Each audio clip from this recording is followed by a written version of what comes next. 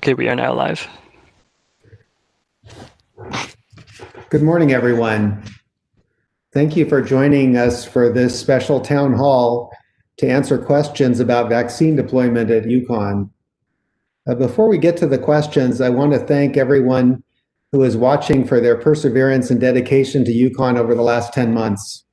It's been a trying time with a lot of major undertakings, and I hope this town hall marks an important turn towards returning to a sense of normalcy. I want to extend my thanks and appreciation to the distinguished panelists who have joined us today. We're lucky as an institution to have such wonderful colleagues who are both experts in their fields and generous enough to share their time and expertise, some of whom are serving on the governor's vaccine deployment committees and so have the very latest information to share with you. We know you have a lot of questions about the deployment of vaccines, and the goal of this town hall is to answer as many questions as we can with all that we know as of now. We may not get to every question, and we may not have the answer to every question we get to. What we can't answer today, we will post on the UConn COVID website as soon as possible. The state's vaccination program is very much a work in progress, and it's unfolding in real time. We will continue to receive new and updated guidance from the State Department on Public Health, State Department of Public Health, meaning that the timetables and impacted populations could certainly shift. If and when they do, we'll post the new information on the UConn COVID website. But a few facts about the Department of Public Health's current thinking are worth knowing to set expectations. First, education workers, including many of UConn's employees, are considered a part of Phase 1B. That is the group that comes in after the current Phase 1A, which includes frontline healthcare workers, and that Phase 1A is nearly complete. That's the good news. The caveat to that is that Phase 1B is large, 1.3 million people. At Connecticut's current vaccine allocation of 46,000 doses per week, it will take more than 6 months approximately to complete Phase 1B. And there is a prioritized order to 1B that begins with citizens over the age of 75. So we do need and appreciate your patience as we continue to work to ensure the safety of our faculty, staff, and students, and we begin the vaccination phase of this pandemic. Again, thank you to the panelists for serving on this panel, and thank you to the audience for watching and sending in your questions. And with that, I'll turn it over to our moderator, Chris DeLello. Chris? Thank you, Tom, and good morning, everyone. We have a fast-paced meeting ahead of you, and we're very anxious to kick it off. Just to tell you quickly about the agenda, we will review a quick summary of the employee vaccination rollout and planning. Carl Lejwe will review the fall semester and reentry issues. And then we'll move to Q&A with our distinguished panelists. I'd like to introduce the panelists right now. We have Jeffrey Ashelman he's Associate Professor of Pharmacy Practice and Department of Pharmacy Practice. Andy Agbanobi, CEO of UConn Health and EVP of Health Affairs. David Bannock, who we know needs no introduction, Associate Professor of Medicine, Head of Infection Prevention. Deborah Chun, the Dean of the School of Nursing, Vicki Fry of the Employee Engagement and Wellness Team, who's also UConn Health's Employee Vaccine Coordinator with the state of Connecticut, Kent Holsinger, Dean and Vice Provost of Graduate Education, Ann Horbatuk, Vice President of Ambulatory Services and a wonderful partner with us throughout the UConn testing platform. Phil Haritko, the Dean and School of Pharmacy. Carl Lejwe, Provost. Bruce Liang, Dean of the School of Medicine. Kimberly Metcalf, Associate Vice President, Pharmacy and Ancillary Services at UConn Health. And Carol Polifrani, the Director of the Office of Clinical Placement Coordination. What a great panel, and we're truly excited to have everyone join us today. They've been instrumental in helping us address questions. The number of questions coming in has been robust. We've received over 200 questions, And as Tom mentioned, they will be put on the COVID website in some order, with themes of questions and answers available to you. Let's quickly go through the state vaccine phases. There are currently 4 phases, and I'd like to go through UConn's response to each of them. State phase 1A is already well underway. It includes healthcare providers, long-term care facility residents and staff, and medical first responders. UConn began inviting members of our community who met those definitions in late December. We kicked off the vaccination for the 1A population on December 30th, and we're well underway in ensuring that all those who have been invited and who choose to vaccinate have the opportunity to do so. And that includes student health and wellness, fire safety and EMTs, and our clinical faculty and staff. There is a second segment to phase 1A that we're currently working through. This week, we've sent out invitations to select residential life and dining workers who have the potential for contact with COVID, laboratory employees working with COVID specimens and samples, our facility operations colleagues with potential for contact as well. And in working with our deans, many of whom are on the panel, we've also included clinical placement students working in clinical settings, as well as many other eligible faculty and staff who will eventually support COVID vaccine delivery to us as UConn employees. So well underway, a group of about 2,200, and those vaccines are expected to continue for this phase through February of 2021. Phase 1B, and this is an emerging phase, and we'll quickly go through it. In this deck, we'll provide you a portal to the Connecticut phases on the connecticut.gov website. As Tom mentioned, first priority are individuals 75 years or older. The state is currently scheduling those. I know you've heard it in the media. The state is not yet scheduling the additional categories of 1B. The following bullets that I've presented here to each of you are not in priority order on the state website, but they are emerging, and we'll go through each one in a little bit more detail. Frontline essential workers, they're defined. For purposes of this presentation today, I will let you know it does include post-secondary education, staff, and administrators. Individuals between the ages of 65 and 74, individuals between 16 and 64 with comorbidities, and individuals and staff in congregate settings, which is also defined on the website, but it includes many home health servicing organizations, mental health facilities, and so forth. For purposes of UConn, a majority, as Tom mentioned, of our employees will fall under 1B. And I'd like to move to the next slide because we are evaluating our response to each of these phases.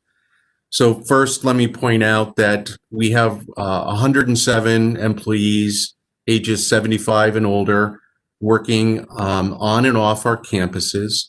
And my hat's off to each one of you. We will be contacting you today and through early next week. Members of HR will be phoning each of these employees to assist them in the demographic information and scheduling that will be necessary to quickly vaccinate this first segment of 1B. We have frozen some vaccination times and dates as early as next week for this population to schedule and get vaccinated. Not yet scheduled and pending further information and obviously vaccine release is our following interpretation of the next portions and segments of phase 1B. I will tell you, we are working through the prioritization of these groups, but initially I can tell you that our focus will be, unless required by the state of Connecticut, to include all those who are currently working on campus. That would include employees in all categories of the spring semester on-campus registry who are not already in phase 1A, for example. It will include our graduate assistant colleagues working on campus in the spring semester in the classroom and in labs. Employees between the ages of 65 and 74, both working on and off campus, just for clarification. In addition, just to repeat, employees between 16 and 74 with comorbidities. We are working with UConn Health to work through a process of identifying and allowing employees to self-identify in those instances. So more to follow on that. And then certain affiliates working on campus in the spring semester. We are working with our colleagues in Unite Here, and we'll be reaching out to the UConn Foundation to address their needs as well. Approximately 6,000 to 7,000 in this category. It's a large group, but we're working through that. In addition, there are some further determinations that we will be making as more emerges in the upcoming weeks. We are interested in reviewing employees who maybe are not on campus today, who will be in the summer and fall, but not in the spring, and seeing if they will be qualified and eligible to be in phase 1B. As well, there are a number of employees telecommuting with the approval of their manager who also aren't specified in the categories above. We will be reviewing those as well. As Tom mentioned, phase 1B vaccinations are expected to continue several months or longer.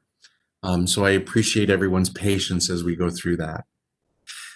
Quickly, there's some additional phases, not much to tell at this point, phase 1C and 2.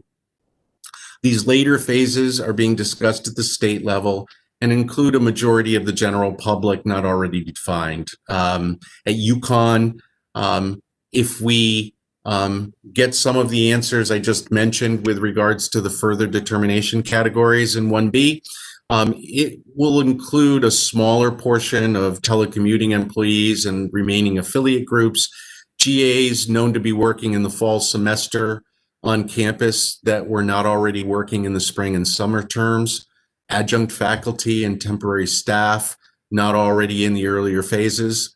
The later phases are also expected to include students and student workers.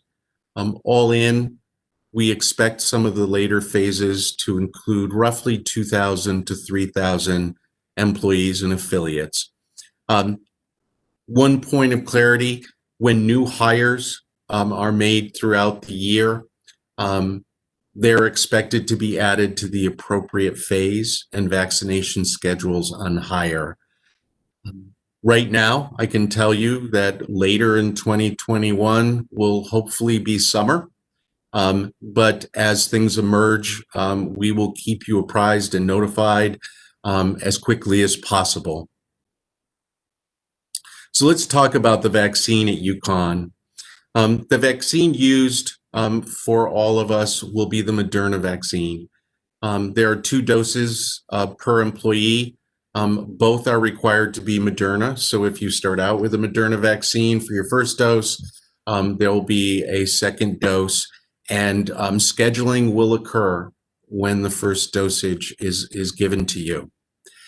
The second vaccine is scheduled 28 days following the first dose.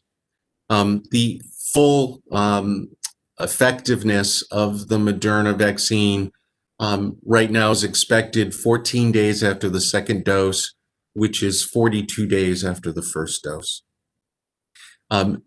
What you can expect when you're vaccinated under the UConn employee program, you'll be observed for roughly about 15 minutes after the vaccine is provided to you, and we will continue to provide social distancing during that time. So let's quickly go through where and when. So right now we've set up Hawley Armory at stores. Vaccines have already started there, as I mentioned. Beginning the week of January 18th, we'll start our full schedule of Tuesdays, full days on Tuesdays and Thursdays. It's expected a third day will be added when available vaccine slots are fully taken.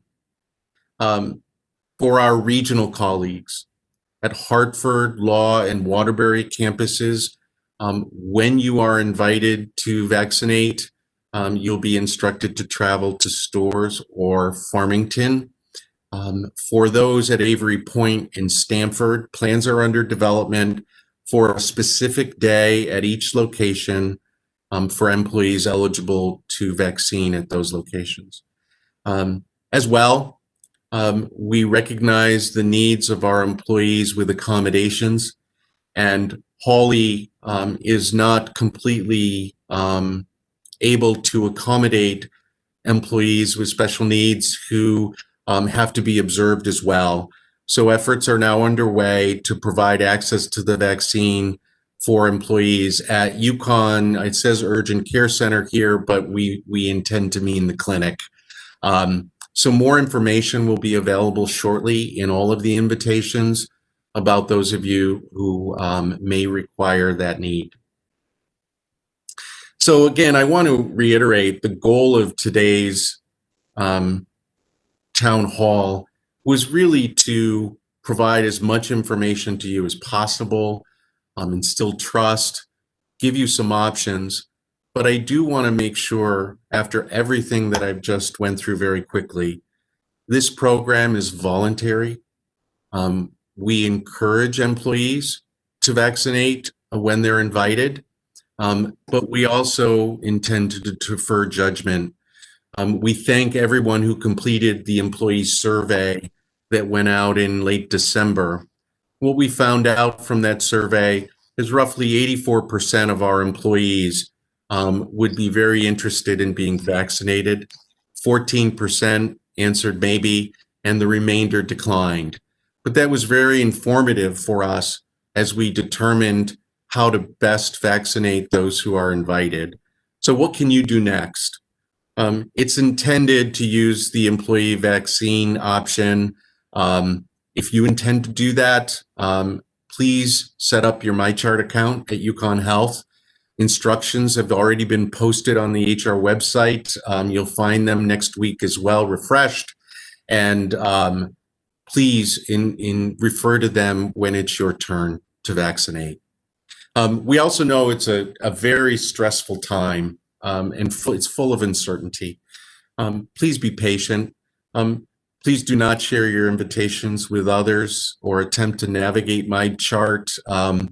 It's a complex system, as our UConn Health colleagues will attest, and we really hope to keep that system up and operating, and so do our UConn partners. When you're eligible to receive the vaccine, you'll receive an email from HR Communications with instructions on how to schedule your appointment. So what happens if you're vaccinated? You're still required to remain observant and adhere to the on-campus registry. All mask and social distancing protocols, we encourage you to continue to use them. They remain in force on UConn campuses. We understand how difficult it is, but they remain in force. And thank you. If invited to receive a COVID test, again, please take the test. You must adhere to all state and university travel requirements, even after you vaccinate. Until you receive a formal message from the university and from DPH, all university requirements in the workplace remain in force. As I mentioned, masking and social distancing. The only difference in the workplace protocols before and after your vaccination is that you've received the vaccination. And if we could move on to the next slide. With that, I'll turn it over to Carl, and he'll discuss academic reentry. Thank you, Carl.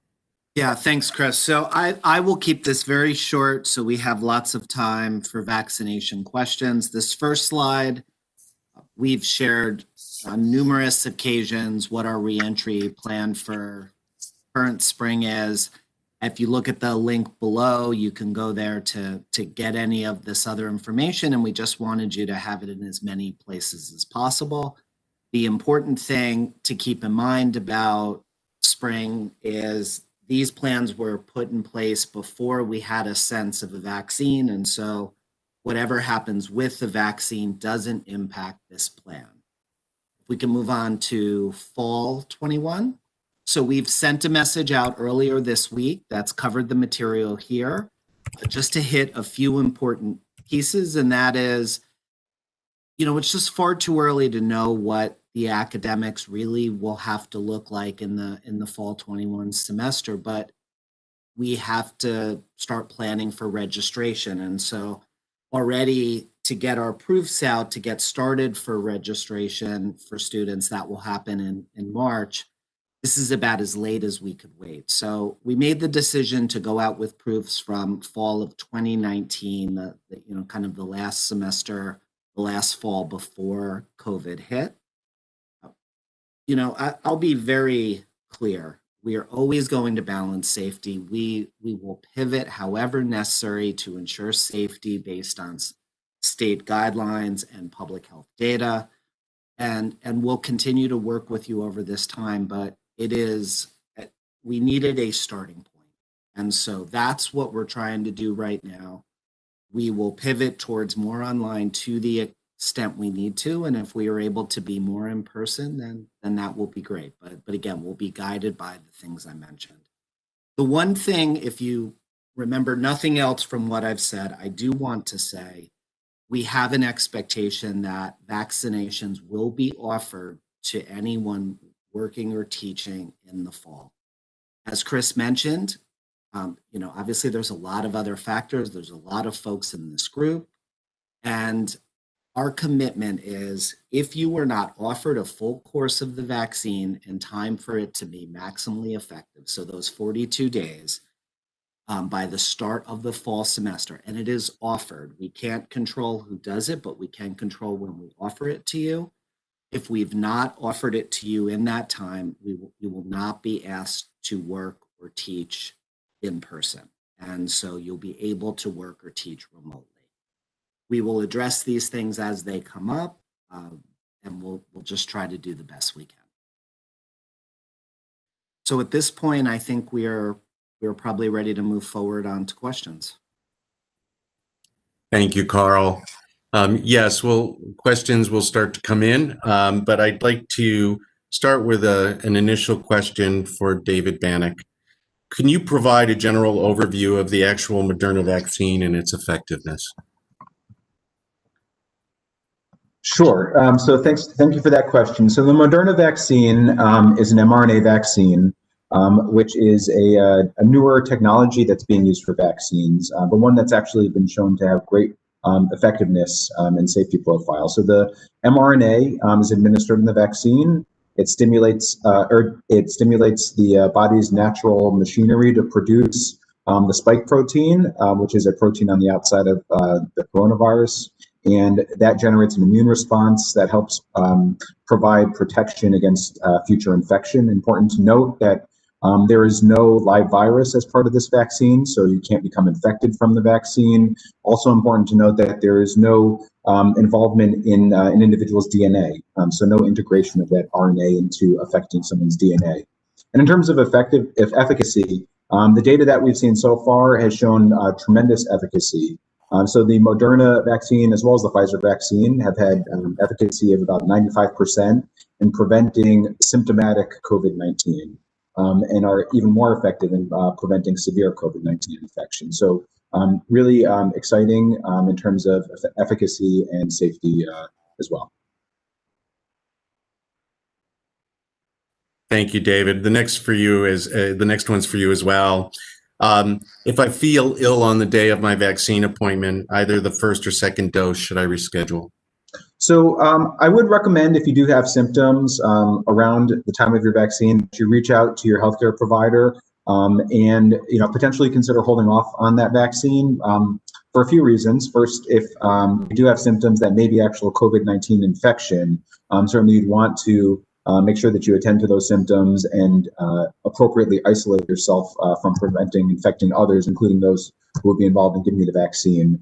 And additionally, as we may talk about in terms of side effects, secondary effects from the vaccine, it's important that if you do go into the vaccine with symptoms, that those would need to be distinguished between any symptoms that develop after the vaccine. So if you do have symptoms, I would encourage you to hold off the vaccine at that moment, get that investigated, hopefully addressed and feeling better, and then rescheduling that vaccine.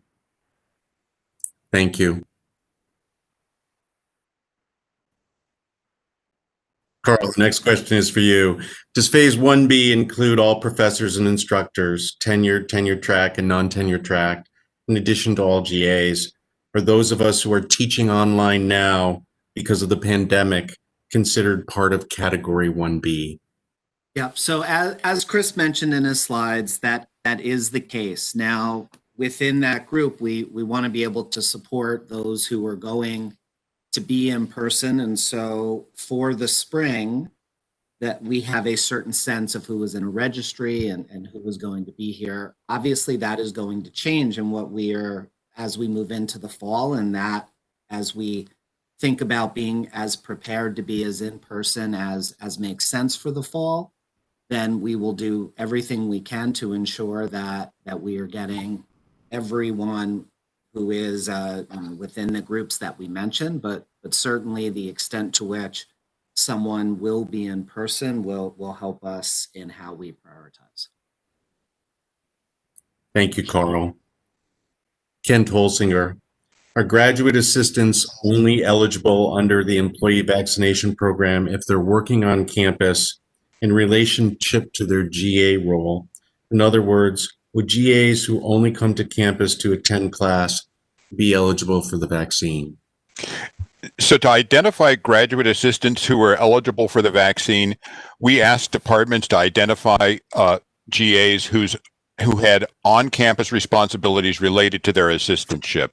That's the list from which HR will be working.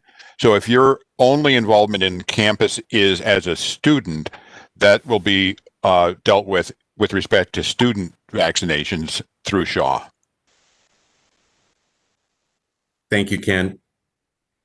Kim Metcalf, if an employee works rotationally on campus and has an underlying health condition, such as asthma, would they be moved to Phase 1B? Thanks, great question. So as we discussed about the criteria within Phase 1B, we are following Department of Public Health's guidelines of prioritizing within that group. But as you can see, there are many characteristics that may qualify you in that group. It could be your age, it could be a comorbidity, it could also be your job function. So really it's based off of that criteria. And if you meet that criteria, you would be considered 1B. Thanks, Kim. And Kim, this goes back to you as well. And how much vaccine does the university have on hand? And is it enough for Phase 1B? Excellent question.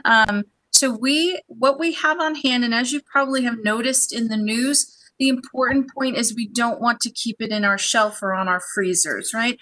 As soon as we receive it, our goal is to get it into the arms of individuals. So we receive a weekly shipment, and our system, EPIC, which we schedule for vaccinations, allows us a projection of how many people we've scheduled for the coming weeks. It's so important to fill those schedules so we can order accordingly from the state to ensure that what we do receive, we will get those into the arms of individuals in a very timely manner. We don't want to have vaccines sitting in freezers. We want them in the individuals who need it the most. So what the answer to that question is, it's very fluid, but our goals are always to order enough that we have appointments booked for and to fulfill those appointments in a very timely manner. Thank you, Kim. So a question to David again. If I've been vaccinated, should I continue to be tested if I'm invited to surveillance testing or experience a potential exposure? So at this point, the vaccination does not impact decisions about how to approach exposures and quarantining. So if an individual is exposed and it's deemed to be a high-risk exposure to warrant quarantine, we should still proceed with quarantining that individual. Potentially, at some point in the future, the public health guidance on that question may change, and we will adjust our institutional recommendations accordingly. But at this moment, the vaccine does not change decisions about quarantine practices and the other preventive strategies that we're currently implementing. Thank you. I'm going to direct this to Ann Horbatuk. Is there a list of comorbidities for employees to review? As you heard on the previous answer from Kim Metcalf, the DPH has put out some things that they are evaluating at this point. Nothing has been finalized, so we are waiting for them to come back with the final response with what are the comorbid conditions and criteria, and we will follow those. Thank you, Ann. Next question. If an employee lives with someone high risk, will the employees be moved up to 1B if they didn't otherwise qualify for that phase? And I'd like to open that up to David and Dr. Agwanobi and Dean Liang.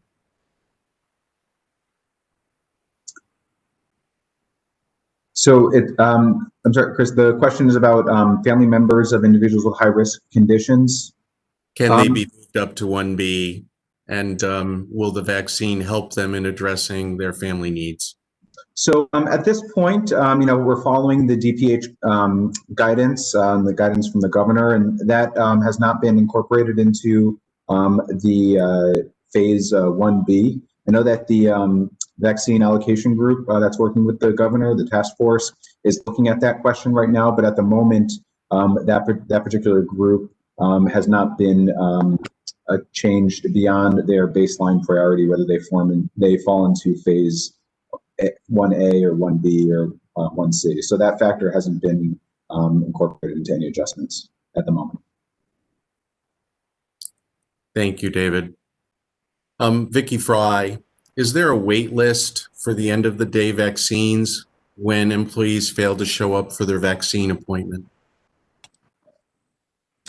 Thanks, Chris. It's what UConn Health affectionately terms the bullpen concept. And we, as we can, will try to call people in and keep a list for those that may be able to show up for a vaccine appointment on short notice when there is extra vaccine available. And thank you to the employees who've already reacted quickly. We were in one situation already at the end of the day. Vicky made calls and people quickly came over to Hawley Armory. Our goal is to ensure no waste. And with our colleagues at UConn Health, if there is anything left over at the end of the day, I know it would be used at UConn Health when they return to that facility. So doing all we can to ensure that that is comfortably not a problem for us. Carl, will faculty still have the opportunity to teach remotely in the fall if desired? Yeah, so at this point, this is a question that depends. If things do actually improve, if the vaccine goes as we had hoped, if rates are lower, we want to start moving back to having more kind of back to normal academic plan. And so we need to be, this is why we've started with proofs back for fall 19. We will say, as we've said all along, that we want to prioritize safety. So if vaccines do not proceed as we're hoping, if rates are not changing, if there's reasons to believe it is not safe to go back to anything more of a semblance of normal, then we'll go back to approaching things the way we have now. But right now we have to ask the bigger questions about what is philosophically how we want to see teaching and learning here at UConn in the future. And so we're launching a committee that Jeffrey Schulson will be taking the lead on and working with deans and others throughout our campus on the future of learning at UConn. And this will start to answer some of those questions. But the primary way to answer this right now is we have to wait and see how things unfold. If it is safe to do so, we want to start moving back to normal where there will be less choice and it will be more about what is in the best interest of our students in the university. As things aren't safe, we will pivot back to a approach where there is more choice, as we've done in these past 2 semesters. Thank you. Next question. If I decline the vaccine and I'm then infected with COVID, will the university place me on paid leave? And my name's next to this question, so I'll take it. The answer is, if you are eligible for the state of Connecticut 14-day paid COVID leave, you will be eligible to take that. If you've already used that time, we will continue to work with you under the state of Connecticut guidelines and the university guidelines. But for the purpose of this question, if you've never been infected with COVID before, you continue to be eligible for the 14-day paid COVID leave. Next question to Vicki Fry. If I'm eligible for the vaccine in 1B, will I be able to decline the vaccination invitation and then seek the vaccine at any time in phase 2 or beyond? Thanks, Chris. We really don't know how long the vaccination program will continue. And in order to allow, all employees access to the vaccine at their time to be vaccinated, we encourage everyone who wants to vaccinate to schedule their appointment when they're notified that they're eligible. That's the best answer that we have right now. And as you've heard, vaccine is in short supply. We'll get everyone through as quickly as possible. But we really don't know how long we will get vaccines for our employees. So we encourage everyone who wants it to sign up when they're notified that they're eligible.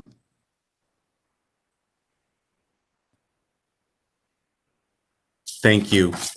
David, question for you. Should any employees, such as pregnant employees, avoid the vaccine? So that's a great question. In terms of the actual contraindications to the vaccine, the only universal contraindication is if you've had an allergic reaction, particularly a severe immediate type hypersensitivity allergic reaction to the vaccine or any vaccine components. That is a contraindication to the vaccine. In terms of what we term special populations, and that includes women who are pregnant, we do offer the vaccine to those individuals. At this point, the data is limited. There were not pregnant women were not included in the initial clinical trials. From the current scientific knowledge, there is no specific reason that there would be specific concern about pregnancy in this vaccine, but we do acknowledge that the current data is limited. Nonetheless, we are offering vaccine to all of our pregnant healthcare workers, and likewise, as we move further down into phase 1B and 1C, the recommendation is to offer the vaccine to pregnant women and women who are breastfeeding as well. Thanks, David. For Anne or Kim, what kind of monitoring will be performed after the injection, and what precautions will be taken in case someone has an allergic reaction? Thanks, Chris. At the sites that we have, it's really important, as multiple people have stated on this messaging, was around safety. So after each vaccination is received, people will go to an observation area that is socially distanced and have to sit for about 15 minutes to be observed. That is observed by a nurse or an APRN in most cases at that area. The reason why is we want to check for any possible side effects or allergic reactions at that time. If people have had an allergic reaction in the past, we ask them to stay, first of all, to notify us and to stay longer during that period of observation, which is usually about a half an hour. At that site, we do have emergency medications, and we do end up calling 911 if we do have an emergency that is beyond that. Thank you. The next question would be for Deborah and Phil. Is the university taking advantage of available nursing and pharmacy students to assist in administering vaccines? Thank you, Chris. Yes, we are definitely utilizing the services of both our faculty, pharmacy faculty, and pharmacy students. They are all certified and trained immunizers and CPR certified, and they're being utilized by our university and also our affiliates across the state at various institutions like UConn Health, Hartford Healthcare, Yale, and subsequently. In addition to that, we are also, as a school, we've collaborated with the Connecticut Department of Public Health and actually certifying auxiliary healthcare providers to immunize, to increase the pool of individuals who can immunize the public. And our school had already established a immunization program for pharmacists in the state for many years. And we modified it in conjunction with the Connecticut Department of Public Health. And now we're training other individuals to become immunizers for the COVID-19 vaccine. Currently, the School of Nursing is vaccinating healthcare workers at UConn Health and other vaccination clinics across the state. While we are not actively involved yet at the Storrs campus, the students and faculty would be glad to participate in that endeavor. And thank you, Deb and Phil. And I do intend to take you up on that offer very soon as we work through the emerging phase 1B. There are questions coming in on why aren't we vaccinating people 24/7? And you know, we have one site that has been generously donated to us by Connor, and I need to thank everyone who worked at Hawley and for all of our colleagues at Connor that graciously replied positively when we were looking for an approved DPH site. And finding another site in this environment, we understand, we're looking into it. Everyone knows and loves the tent that existed outside the Brown building, outside of HR all summer last year. There are a variety of opportunities, and we're going to be exploring them as the weeks progress. I will tell you, we continue to look at our UConn health partners to help us through that. And working with Carol, Deb, and Phil, I know we will continue to figure out options, particularly for our regional campuses as well. So more to follow on that, but a great question. Dr. Bannock, is there a way for employees to learn about the components of the vaccine to determine if they have a known allergy? And then part two of that question, I'd ask Jeffrey to also help us out with. And could someone explain what it means if a vaccine has received provisional approval?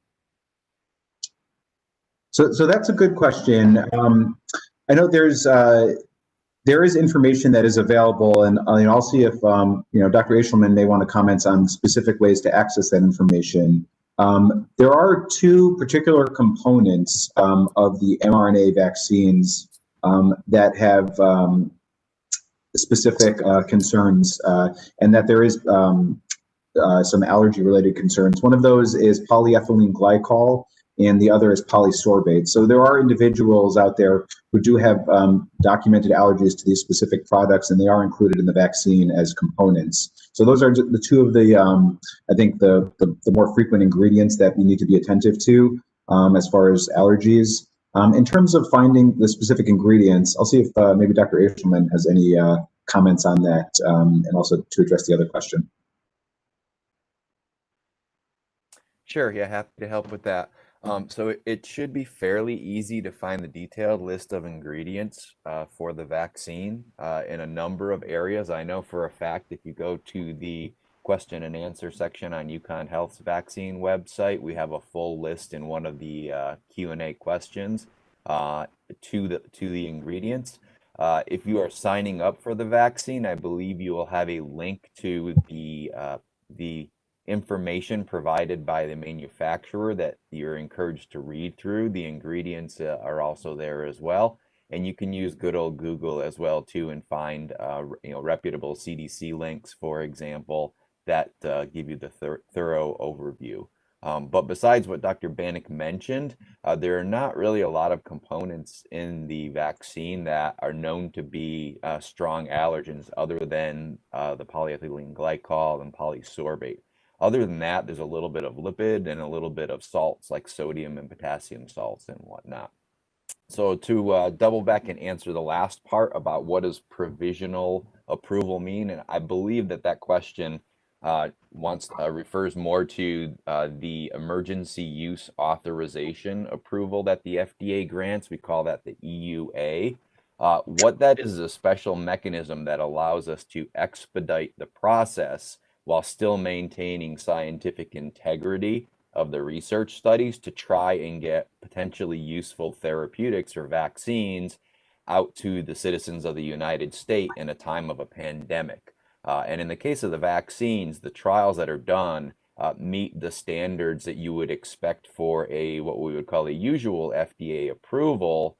In the case of the vaccines, the only thing that is slightly different is the follow-up time for effectiveness and safety was a bit shorter. Usually you talk a year or 2 years for full follow-up. We're only looking at about 3 or 4 months, but that follow-up is going to continue. It is planned and there'll be regular updates.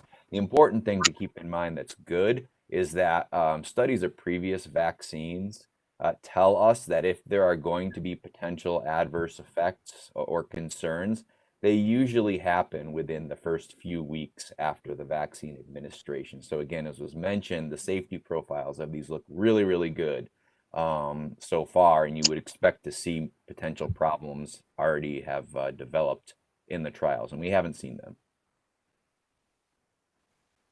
Thank you, Jeffrey. Kim, did the university choose to use Moderna? If so, why? Or is that what was available and provided by the state? Great question. Actually, it's a bit of both. Our early distributions and our current distributions are more heavily provided on the Moderna side because a lot of our long-term care facilities had already contracted the Pfizer vaccine to be available. And as you know, since the launch of 1A, the long-term care facilities have been a big priority to receive vaccination. So the majority of the state's Pfizer supply has been going to that initiative, and we received a larger supply of the Moderna allocations from the state. There are characteristics of both of these vaccines that lend themselves an element of pause as to which one would be best to travel to all of our kind of spoke, we're a hub and spoke kind of model within UConn, and to travel to all of these sites. And Moderna has the longest and more stable stability criteria at room temperature versus the Pfizer vaccine. So it lends itself to be a better vaccine to move along to the different sites from UConn Health, such as stores and other locations like Stores Center, as well as our clinics that we have stations at, and as we plan for Avery Point and Stamford, again, that becomes an important component to our decision of what product to choose from. We have other products that are going to be coming onto the market, and all of those factors and more will also be considered in our requests to the state for allocations. Thank you, Kim. Next question, and I will direct this to Anne and Vicki. How should employees within the same department spread out their appointments to ensure that colleagues don't experience side effects simultaneously? So that's a really great question. We've had as people are getting the emails and asked to sign up, we've asked them to either talk to their peers and try to stagger themselves, but we really haven't had a huge problem with this. We have some people that have absolutely no reaction, and it's usually, if anything, possibly around their second one, not their first. And then we've had people with minor reactions, a low-grade fever to that extent. So if they want to try and look at their schedule and their peers and try to balance and work with their directors or their leads in those specific areas, that's great. But we have not had a huge volume of people with some type of reaction that have really kept them out for a period of time. But coordinating with your head of your area is always a great thing. Thank you. Next question, and there are a few related questions along this theme. Are we required to go through UConn for our vaccine, or is it possible to get vaccinated through our towns or state if it becomes available that way, or through a local pharmacy? And this has been a topic of conversation. I am going to direct it to Kim again. She and I have had many conversations about this.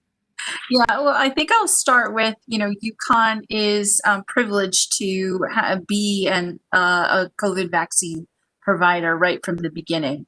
And with that privilege and with that opportunity, our hope is that we are able to provide to our employees and our patients an efficient, seamless ability to receive the vaccine.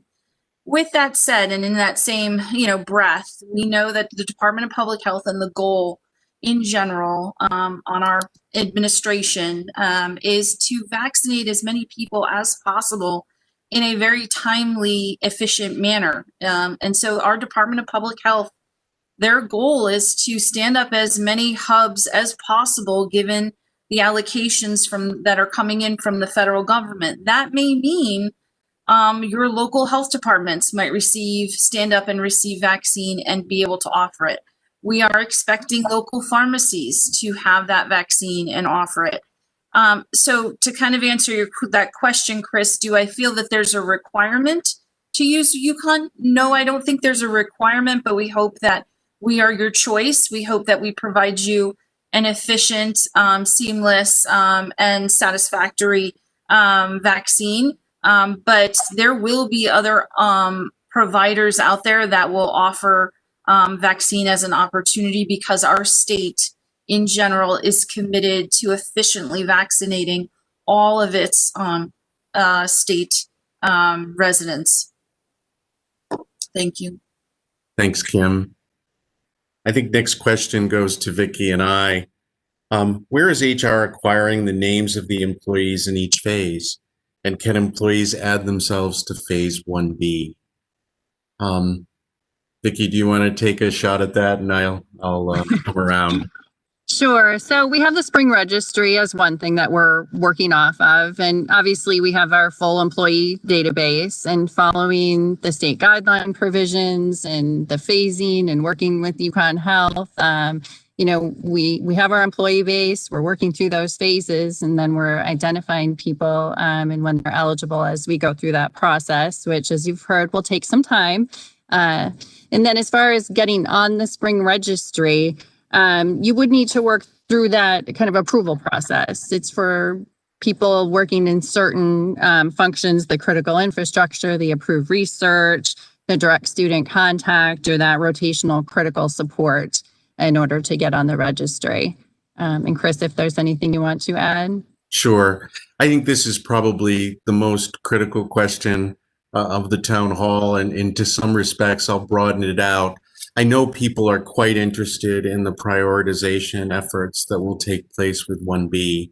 As we went through the overview earlier in the presentation, you'll know that the state has provided some very important guidance to us. It's emerging. It was put out on their website just yesterday. We are working hard to look at our communities, focus on those that are currently on campus, work through the determination process of how to move as many people into 1B that we know will continue to be on our campuses through the fall semester. We will keep you incredibly apprised. You'll receive other communications from HR Communications. That's the email address. Please focus on those as you move through the start of the spring semester. I know we're running a bit on time, but I think we have the opportunity for just one other question, and it involves my chart.